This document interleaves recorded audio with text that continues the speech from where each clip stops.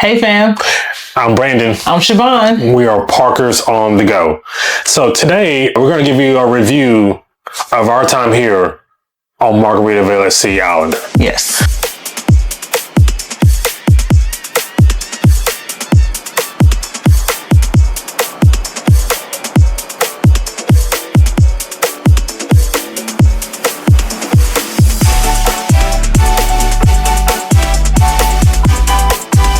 Okay, so the Margaritaville Sea Islander is their second in their fleet. Yes. They have improved by leaps and bounds. Absolutely. So we're here to review the improvements. Yes. And see what maybe if they can expand on anything. Yeah, let's do it. Okay.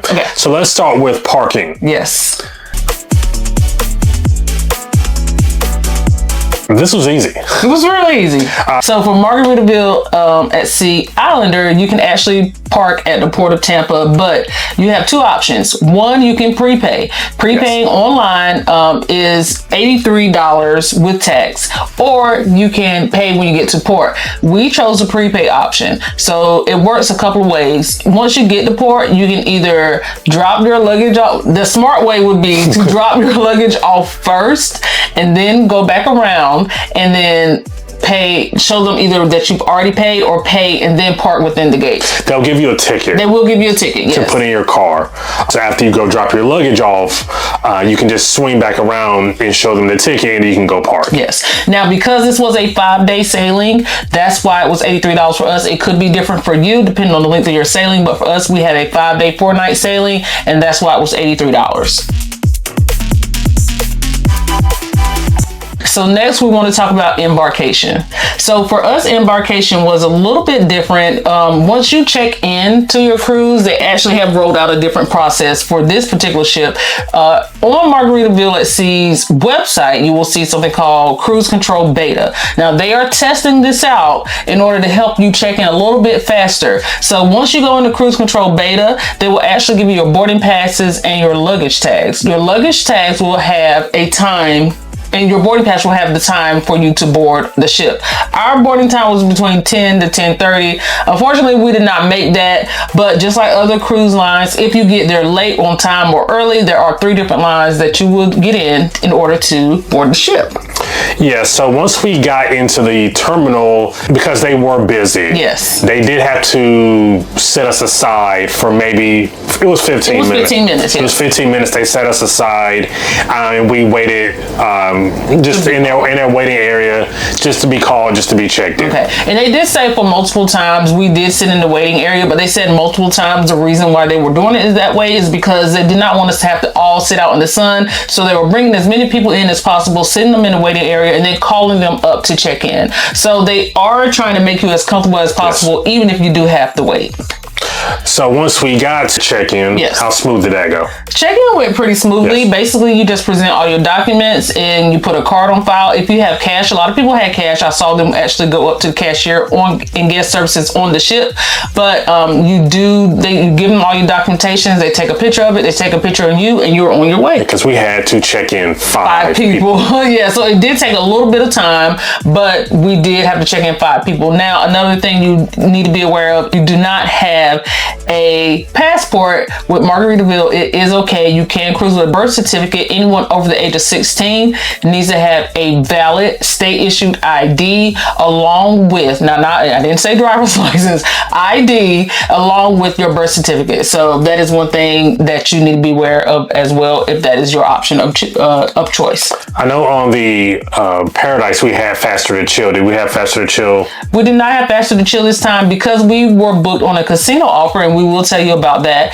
Because we were booked on a casino offer, it automatically included an express pass. So the express pass basically got us faster embarkation onto the ship, which would have came in handy if we had gotten there on time, yes, but we didn't. But also, you also get other features along with that as well. Okay. Oh, and because I know people are saying there are no metal detectors or like. No, we definitely went through metal detectors. Okay. Yeah. So you are going to have to put your stuff in metal. It's like Airport. It's like an airport. Yes. You just slide your stuff through the X-ray machine. Bippity boppity boo. You're on. There were metal detectors getting on and off the ship as well. Now, getting off the ship, there weren't any metal detectors. We just kind of slid our bag through as usual, so nothing for on your person. But getting on the ship, there were metal detectors. Okay. Before you board the ship, you're also able to buy the drink package. Yes, so they do give you an option. There's a tiki hut. So if you go towards the tiki hut, they do give you the option to buy a drink package and talk about shore excursions before you actually get on the ship. And especially dining, yes. So at that tiki hut, you can do all the things. Unless you want to wait until you get on the ship, you can do all the things. Now, we all know Margaritaville at Sea is a new cruise line. So you're not going to have an app. You're going to have everything is going to be by paper. There is a lot of paper. Unfortunately, there's nothing we can really do about that right now because they only have 2 ships and this is the newer of the 2, so you're still going to be trying to handle things in the kind of old school manner. All right, let's talk about boarding a ship. It was a lot cooler, yes, and a lot shorter of a walk going through, what do you call that thing? The gangway. The gangway. I didn't do that. It was a lot cooler and a lot shorter walk going into the gangway. Yeah. So as you may recall, and if you have not watched it, go back and watch our Paradise review. You will notice that we kind of went through this plastic bubble. It's a tarp kind of thing. Yeah, in order to get on the ship. It was hot, it was muggy, but you're not in there that long, so it's not really anything to complain about. But this one was a completely different experience. It was air conditioned, it was not as long of a walk. It was a beautiful walk to the ship. And once you got on board, you just scanned your card, and here you are on this beautifully new to them Margaritaville at Sea ship. So the first thing is again, just like the previous on Paradise, the centerpiece is the flip-flop. Yes. Little known fact about the flip-flop, apparently that flip-flop was not there until 3 days before the inaugural. 2 days before the inaugural. Yeah. So they were working on this ship and that piece specifically until 2 days before. Yes. So once you walk into the ship, you will walk into the main atrium area. Now, if you are familiar with cruising and you know Carnival, it does give that Carnival vibe. Now, Carnival is a sister company to Costa, which is where this ship was purchased from. So they are a sister company, so you're going to kind of still feel that vibe. And it almost felt familiar getting on the ship. Yeah. So once you walk in, you'll feel, you'll see the giant flip-flop, which is a beautiful centerpiece to that. There's a bar area. Of course, there's your guest services and your shore excursion desk. But I think the nice piece that they added to that was the stage behind the bar where the entertainment has to be. Absolutely. Yes. It's not really the pomp and circumstance welcome, I don't believe. Well, I mean, I think you get that on the inaugural now, because the inaugural they got champagne and they got ladies. Yeah, but usually there are people like hi, welcome. Yeah, so you're thinking about Venus, and Venus is the assistant cruise director on the Islander. She was the cruise director on the Paradise. Now ZJ is the cruise director. So Venus does bring that energy of when you're first entering the ship, but she wasn't there when we boarded. That doesn't mean that she wasn't there at all. She just wasn't there when we boarded. No, I'm just saying, like on normal cruise lines, like there are people there saying welcome to the ship. Like there are people, like I know specifically MSC, like people waving. Yeah, there were people there, but it was just sometimes you get foggy. There were people there. I don't remember that. Okay. There were people there. I don't remember that at all. Okay. Anyway, so once we boarded the ship, we also went to customer service. Customer service. Why do we need to go to customer service? Because we needed to switch out room keys. Yes. Why do we need to switch out room keys? Because we booked casino deals. And because we booked casino deals, we had to be booked into 2 separate cabins. Now, if that is an option for you, because we had an older child in our cabin, Destiny, who was old enough to cruise on her own, and then we had 2 18-year-olds, we were able to switch one of them out so Brandon and I could be in the cabin together and they can be in the cabin together. Also, bonus, once we got on the ship and we checked in, we were notified that our cabin got upgraded. So we actually got upgraded into a balcony cabin, even though we already had pretty good cabins with ocean views. Yes. And the wait at customer service hovered somewhere between 15 and 20 minutes. Yeah, it was. Also, I noticed they were checking in crew too. So there were some new crew members boarding the ship. So they were getting their cabin assignment. So that may have been why it was taking so long. Gotcha. Yeah. So customer service and then off to lunch. You look different. So do you. What are you up to? Not on a cruise ship anymore, that's for sure. That's for sure. As you can see, we are back on dry land. But since you are here, why don't you go ahead and take a second and hit that like button and ring that notification bell so you can know the next time that we drop new content. But let's get on with the review. Charvon, what of the food? The food. The food started off great. It all seemed so promising in the beginning. The first 2.5 days, everything was hot. Food had flavor. It was seasoned. And then, for the most part, and then day 3 happened.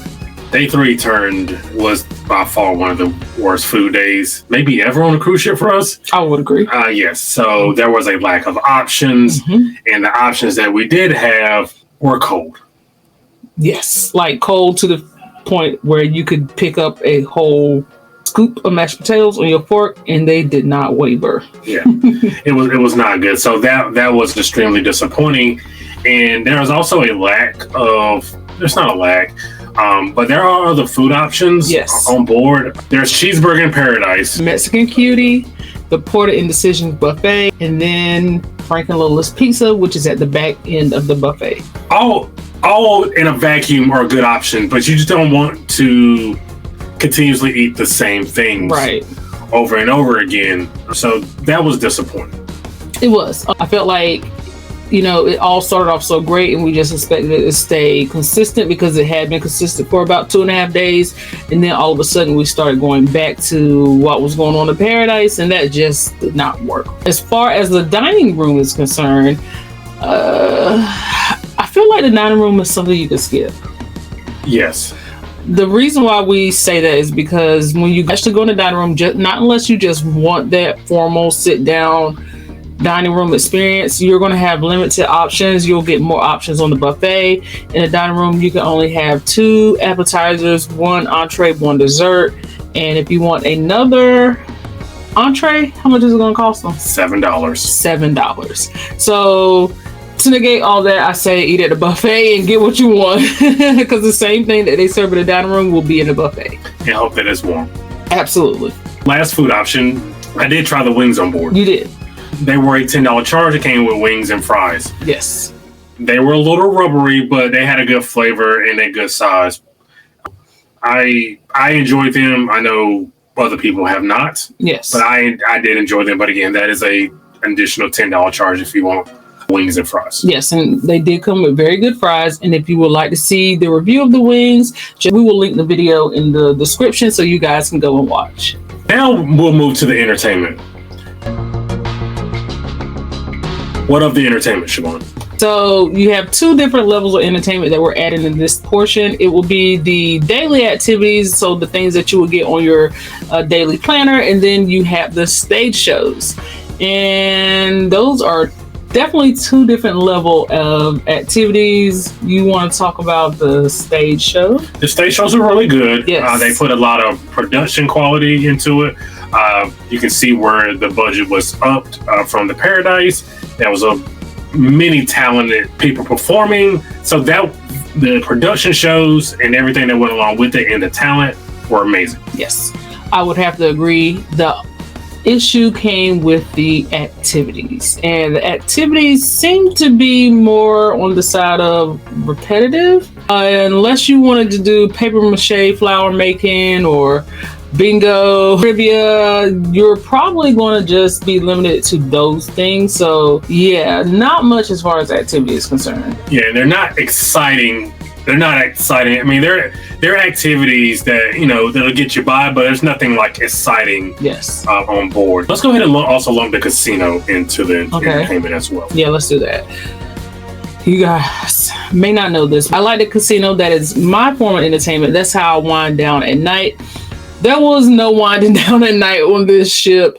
I didn't really understand the casino. I got mixed messages between the cashier of the casino and the casino host. The first night I tried to play in the casino, I went to the cashier, asked them how it worked. My ship card wasn't working. They were like, oh, just put cash in. So there was really no way of tracking what I had played. I spoke to a guest, and another guest told us, hey, go see the casino host and they will give you a card. So I went and talked to the casino host. He gave me a separate card. You still have to use cash, but you put that card in your machine in order to track your points and what you have played. Mixed signal, but still the casino was not giving. There was a point where even the cruise director was like, hey, the casino is giving out thousands of dollars, and everybody proceeded to laugh. Yeah, and we all always know, like, the house wins. Yes. Anyway, so it's not like, you know, but I never heard one time, like on Carnival, hey, we have a jackpot winner, or I never heard any of that at all, ever. As far as the casino is concerned, I didn't have an overwhelming urge to go in the casino and play, but once again, to each his own. You judge it by your sailing and what you experienced, but as far as our sailing, it just was not a lot of activity in there, so I just tended to stay away. I'm sure you were happy. Yeah, I am. I'll just be also mindful, like she said, just make sure if you're going to play that you're getting rewarded for playing. Yeah. All right, so we did have 2 different cabin categories on this sailing since it was 5 of us. The girls stayed in a prime ocean view cabin and we were in a prime balcony cabin. We were lucky enough to get upgraded to that balcony cabin. There is a room tour on the girls' cabin and on the prime balcony cabin in a separate video. We will link those below as well. But we'll go more into detail about our cabins because that's what we actually slept in. So what were your thoughts on the cabin? It was a spacious cabin. Yes. It had its flaws. Absolutely. Which we'll get into. But it was a spacious cabin. The bed was really firm. Absolutely. So there was not a lot of sleeping long, or sleeping in, rather, because that mattress kind of had a time limit for me personally. Absolutely. You know, if it did for you, it did for me. Yes. The other thing that we would probably want to consider in the positive aspect is I think the cabin was well decorated and designed. Yes. The TV is much bigger than it was on the Paradise. And for me, somebody who likes to watch TV when I'm on a cruise, yes, that meant a lot as well. So also another positive here, which is different from last time, we had a working bathroom. We did have a working bathroom, and that was amazing. The shower worked, the toilet worked, the water ran. We know in previous sailings, they had issues with the toilet flushing, but by the time they got to our sailing, it looks like all the plumbing issues were fixed. Absolutely. The not so good. There was a wet spot near the bathroom in our cabin for 5 days. How did we find out about that wet spot? Because you consistently walked around the room with no shoes on. Not consistently. I did it the first day I took off my flip-flops, okay? And I walked through the cabin, which I should not have done anyway because it's a cabin. But I did it, and as soon as I got to that spot, I realized it was wet.